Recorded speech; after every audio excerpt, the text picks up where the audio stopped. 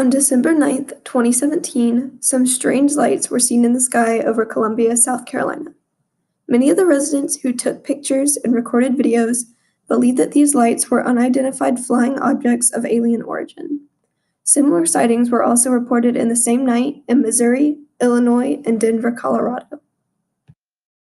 Those who witnessed this strange phenomenon reported to have seen long trails of lights of various shapes and colors that seemed to stretch on for miles.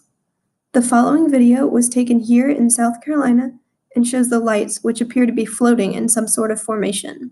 Watch closely.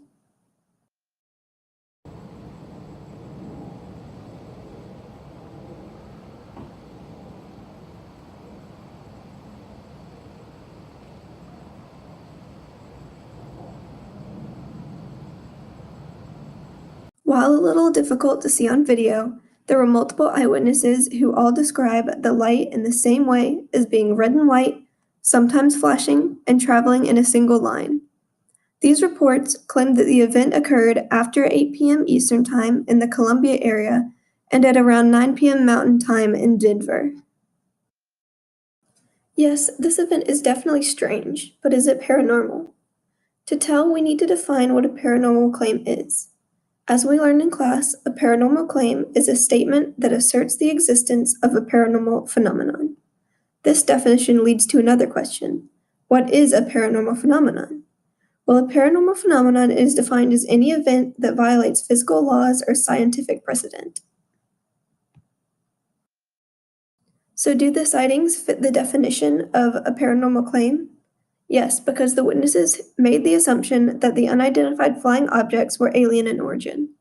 Alien UFOs violate the law of universality. So what is this law of universality?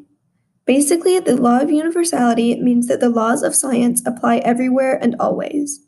The example used in lecture was the speed of light. Just as our desire for space travel is restricted by the speed of light, so would the space travel of beings in a galaxy far, far away. If we can't jump to light speed or warp speed, neither can they. Now that you understand some criteria for analyzing paranormal claims, let's go back to the claim that was presented earlier that the unidentified flying objects over Columbia in December were of alien origin. We have the claims from 3 different individuals who each have their own recollection of the event. The first claim is from Swansea, South Carolina, and the individual says that the event took place over the course of only 1 minute. Let's hear her story. There was a long line of red lights in the sky. They appeared to be in a straight line as if hung across the sky. There were no strobes or blinking lights. I was driving, so I cannot estimate how many lights there were, but there were many. They were not doing anything erratic or spectacular. What caught our attention was simply their presence. We cannot ignore their abundance. It was one of those wow, look at that moments. They appeared from one end of the sky to the other. We have never seen anything like this in the sky before. Pretty interesting. Our second claim is from Whitmire, South Carolina, and was reported to have happened around 7:28 p.m. This individual says that the event lasted approximately 2 minutes. There was 3 red lights in the sky, low, above the trees in the distance. The lights were in a line, one behind the other, spaced out a little from one another.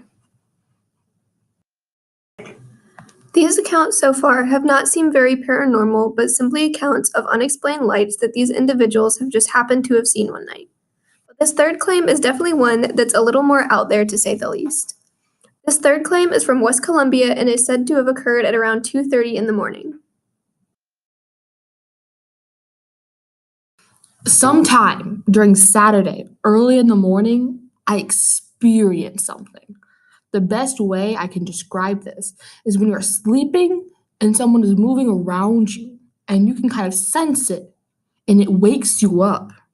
This happened to me, and as I slowly opened my eyes, everything was a bit blurry, and I saw 3 figures. One standing above me into that appeared to be monitoring a wall that looked like it was full of different small screens or something.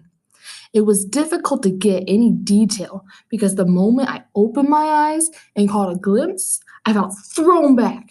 And then I was back laying in my bed and I couldn't move.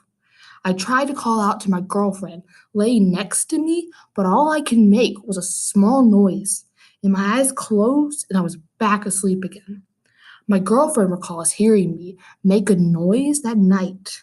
The following day, she showed me an article showing unidentified flying objects over Lexington County.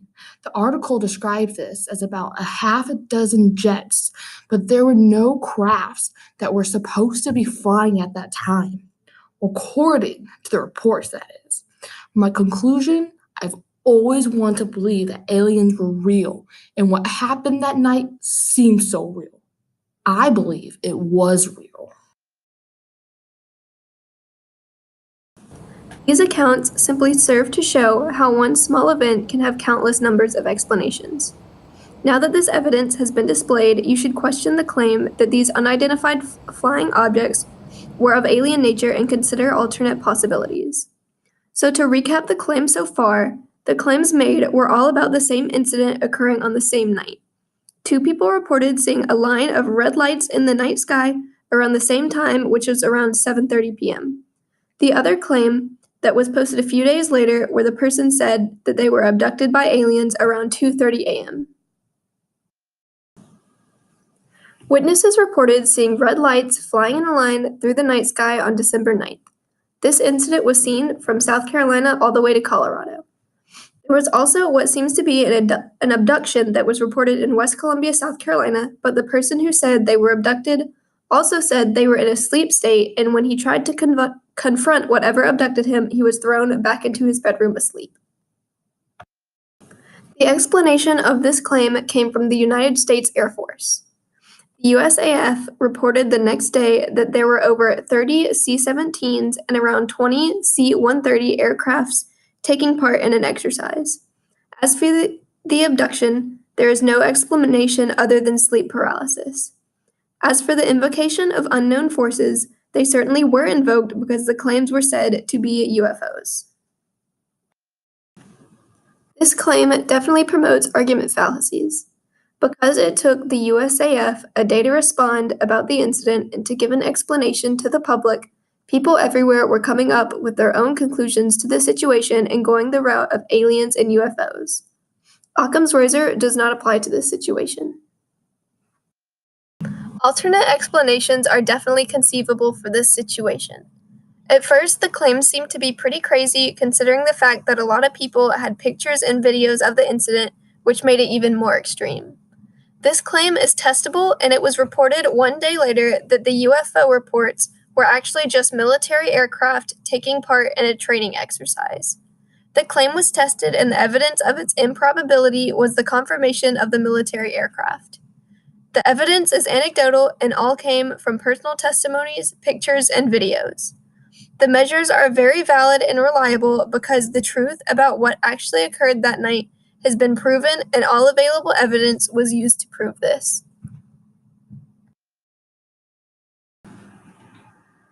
In conclusion, the lights seen in the sky over Columbia, South Carolina, and across the country were not extraterrestrial aircraft. The United States Air Force made a statement saying that the blue and red lights that were seen were actually C-17 and C-130 aircrafts taking part in a training exercise that started in Charleston and picked up more crafts from other bases as it crossed the country headed towards Colorado. Aviation expert Steve Cowell said that the flying objects were flying in a particular formation, which is very commonly seen in military exercises. Calling the shape echelon formation, Cowell revealed that it is not uncommon to see such a formation during military drills, especially in the night.